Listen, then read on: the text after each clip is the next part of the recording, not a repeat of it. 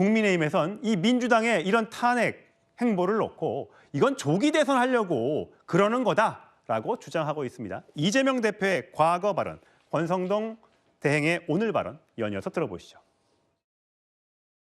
이재명은 죽지 않는다. 민주주의도 죽지 않는다. 이 나라의 미래도 죽지 않는다. 여러분이 확실하게 보여주십시오. 결국 대통령 탄핵 인용 시 조기 대선을 염두에 둔 정치 탄압성 특검법입니다. 민주당이 또다시 국정을 흔드는 겁박 탄핵을 자행한다면 민주당이 외친 국정 안정은 국민을 기만한 것이고 실상 이재명 대통령 만들기에 대한 탐욕뿐이었음을 자백하는 것입니다. 예, 사실 지난달 16일만 하더라도 탄핵에 대한 불길이 잘 붙지 않는다라는 얘기가 있었는데 12.3 계엄 사태 이후 분위기가 바뀌어서 윤석열 대통령은 결국 탄핵됐고 헌법재판소의 탄핵 심판을 받아야 할 처지가 됐죠. 자, 이것이 국민의힘은 결국은 탄핵 심판을 빨리 진행시켜서 이재명 대표를 위한 조기 대선을 치르는 것 아니냐 이렇게 의심하고 있는데 민주당은 그거 아니에요 라고 반론을 펴고 있습니다. 들어보시겠습니다. 공선법에서 3개월 내에 재판해야 된다는 것을 강행 규정으로 잘못 알고 계신데 이걸 훈시 규정이라고 부릅니다. 그 규정을 위반했을 때 어떤 불이익이나 효력에 영향을 미치는 게 아니에요. 탄핵 재판과 한번 비교를 해보면요. 탄핵은 대통령의 직무가 정지돼 있습니다. 대통령 직무 정지 상태는 국정 혼란입니다. 그러면 이것은 탄핵 재판은 빠르게 처리해야 되는 것은 너무나 당연한 것이고 그런 재판과 개인의 그 무죄 추정의 원칙을 받는 개인의 형사 재판을 동일한 잣대로 들이대는 것은 전제가 잘못됐다. 예, 성춘 부의장. 예. 전제가 틀렸다. 형사 재판하고 탄핵 심판하고 어떻게 같을 수 있느냐. 근데 또 반론을 한다면요. 그런 거예요. 탄핵 심판은 헌재에서 결정 내리면 끝이잖아요. 뭐 2심, 3심이 있는 게 아니잖아요. 그렇죠. 하지만 이재명 대표가 받고 있는 형사 재판은 1심, 2심, 대법원까지 받을 수 있잖아요.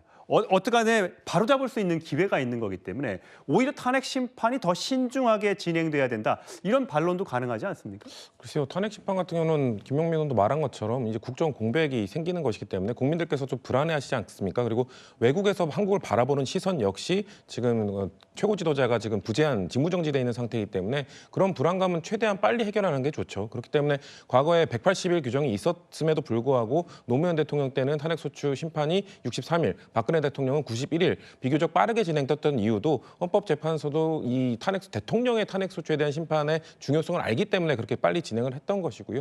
저는 이재명 대표의 이 사법 절차는 이미 출발한 겁니다. 그렇기 때문에 저는 김용민 의원의 뜻은 알겠으나 굳이 저 말이 혹시 국민들이 느끼시기에 이재명 대표의 재판은 천천히 해도 됩니다라고 예. 느껴질 수 있기 때문에 예. 저걸 말 좀 표현이나 이런 거에 있어서 좀 조심스럽게 해야 된다. 이재명 대표의 재판도 그냥 절차에 따라서 진행돼야 되고 재판의 그 법원의 판단이 끝나면 그 판결이 내려지면 됩니다. 이 정도의 뉘앙스로 가는 것이 국민들께서 오해하지 않는 게 될 수 있다. 그렇기 때문에 저는 이재명 대표가 좀 그 지도부나 의원들에게 그것과 관련된 재판의 속도나 이런 일정과 관련된 발언들에 대해서 좀 주의령을 좀 내려줬으면 좋겠다라는 생각은 갖고 있습니다. 예, 성룡 대변인. 사실 공직선거법 1심 재판 1심이 6개월 걸리고 2심, 3심이 3개월씩 걸리면 사실 지금 예정대로라면 내년 6월이면 상반기 안에 공직선거법 1심 재판이 끝나야 하는 것인데 과연 그렇게 될 것인가? 이제 이거가 궁금한 거 아니겠습니까? 법원이 정상적으로 진행을 한다면 그러니까 633 원칙을 지키겠다는 의지가 있으면 충분히 가능합니다. 지금 이재명 대표의 선거법 사건과 사이즈가 매우 비슷한 그 경기도지사 선거 때의 이재명 대표 선거법 위반 사건. 그때 사건이 2심에 올라간 게 2019년 5월 27일입니다. 판결이 언제 나왔냐면 2019년 9월 6일에 나왔거든요. 딱 석 달 열흘 걸렸어요. 예. 102일 만에 판결했거든요. 1심 증인 숫자가 당시에도 50여 명이었고 이번 사건도 50여 명으로 거의 비슷한 사건입니다. 그러니까 충분히 가능하다는 점 말씀드리고요. 그다음에 조금 전에 그 김용민 의원이 이 633 원칙에 관한 공직선거법 규정이 강행 규정으로 잘못 알고 있는데 사실은 훈시 규정이다 이렇게 얘기를 했는데요. 예. 그 말이 거짓말이에요.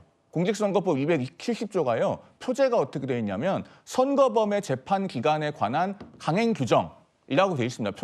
표제부터 강행 규정인데 저렇게 국민들 앞에서 강행 규정으로 잘못 알고 있는데 사실은 훈시 규정이다. 이렇게 말하면 안 되는 겁니다. 저렇게 얘기하는 거는요. 정말 혹세무민이자 법률가 출신 국회의원으로서 국하가세고 국민들 앞에서 거짓말하는 것은 정말 후한무치한 일이라는 말씀드립니다. 예. 대통령의 탄핵 심판이든 이재명 대표의 선거법 재판이든 공정하고 신속하게 진행돼야 한다는 것이 아마 국민들의 생각일 것 같습니다.